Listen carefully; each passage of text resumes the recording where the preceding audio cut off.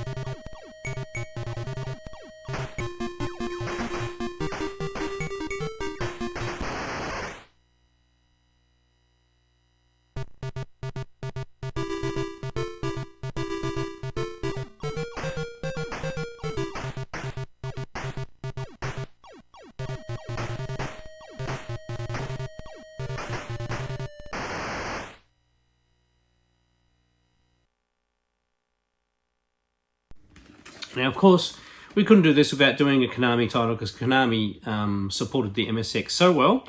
This is an early release title, so 1985, and it's none other than Road Fighter, a vertical scrolling racing game that is very colourful, and just like a lot of the other Konami games, has a lot of polish in it.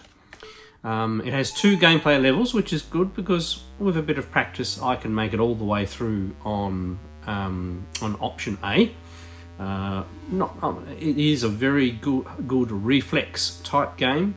You need to basically put your foot on the accelerator and concentrate on dodging the cars. The purple cars will actually, the first time you move, will move in that direction, so you need to learn how to do a fake move as soon as you see a purple car and then go the other way and go around them. Some of the gaps are very tight though, and you need to make sure you make the right decision. And not that I seem to have lost this particular skill in this gameplay. If you do nudge a car, you'll start sliding out of control. If you push in the direction you are going, you can pull yourself out of that skid as long as you do it in time. And I think you have to take your finger off the accelerator as well. It has 6 different stages that you need to make your way through, and obviously without running out of fuel. Every time you die, you use some fuel. You're using fuel all the time. If you pick up the hearts, you get bonus points and a little bit more fuel as well. It's a great little game, really colourful, and really shows off the MSX one very well, which Konami did an excellent job of. So, Road Fighter. My copy's not too bad condition, with a spine fade. I do have it in a box protector. I don't have enough box protectors for all my games, unfortunately. Well, they are all different sizes.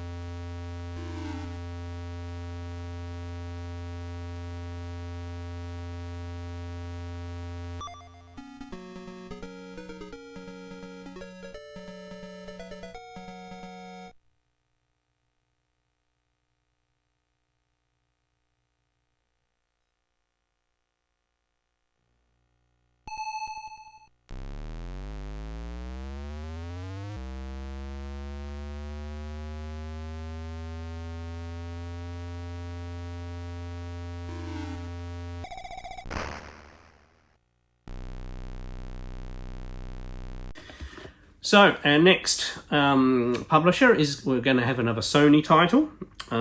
This game I haven't actually had that long, and it's actually quite a good platform game. So in a kin of, similar to Donkey Kong and things like that in a lot of ways. It's called Mouser. It comes in this large box version.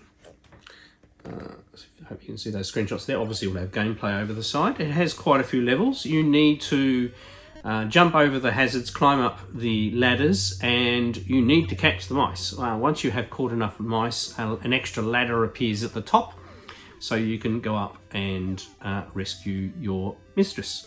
And there are quite a few different levels, and the graphics are very good, and the main character is quite colourful. The enemies are single colour, but that doesn't really detract from the game. It's actually quite well done. I've never played the actual arcade game version of this, but I reckon it would be a good fun game. You can see the back of the box has lots of languages there. My copy's in not too bad condition. I'm very pleased to have that game. I don't think I have the manual, but it doesn't matter. I'm never too fussed about those ones.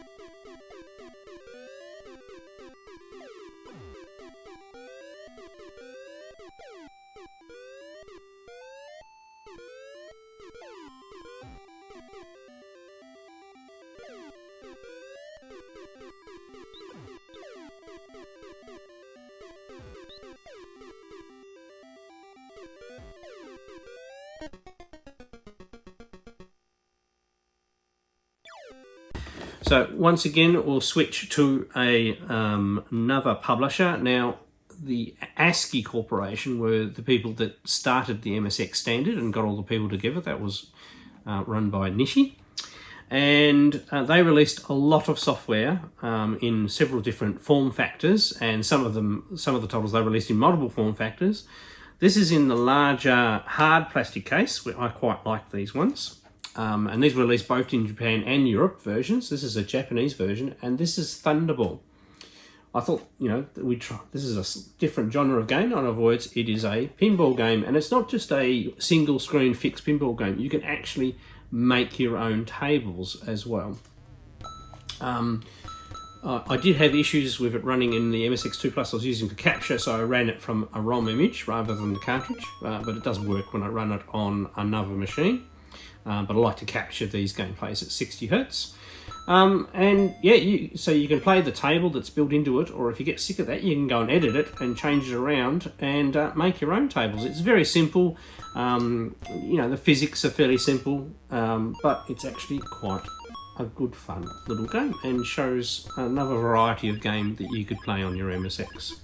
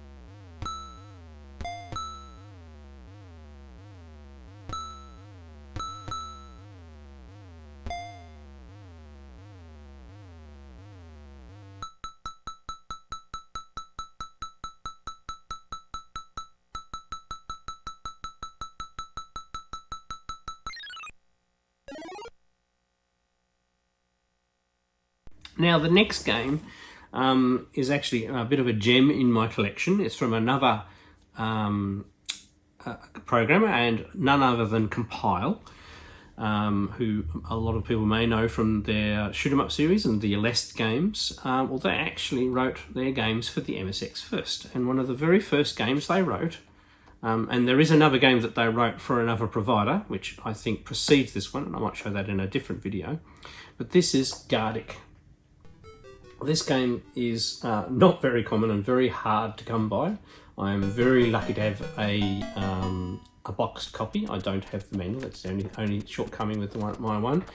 This game shows how good a programmer the Compile team were. So this is this only requires 16K of RAM and runs at a normal MSX. And it really shows how good they are at making great, colourful games using the MSX hardware. In this game, it's a bit of a shooter and a little bit of a strategy game. You have to work your way through the maze. You have multiple directions you can choose and pass, so that gives you a bit of variety as you work your way through. And at the start of each level, you need to select how much how fast your ship's going to move, how powerful your weapon is, and whether you want any options. And it takes a few gameplays to play and work out on the various screens what the best options are. So there's a little bit of, play and experiment and remember. So my gameplay is probably pretty bad here, but it does give you a general idea of the game. And so there's a bit of strategic elements in it, shooting elements in it, and really well done sound as well. So there we go, there's another 5 games for the MSX. I'll leave you with the remainder of my Guardic gameplay. Don't get your hopes up too far, I don't get that far.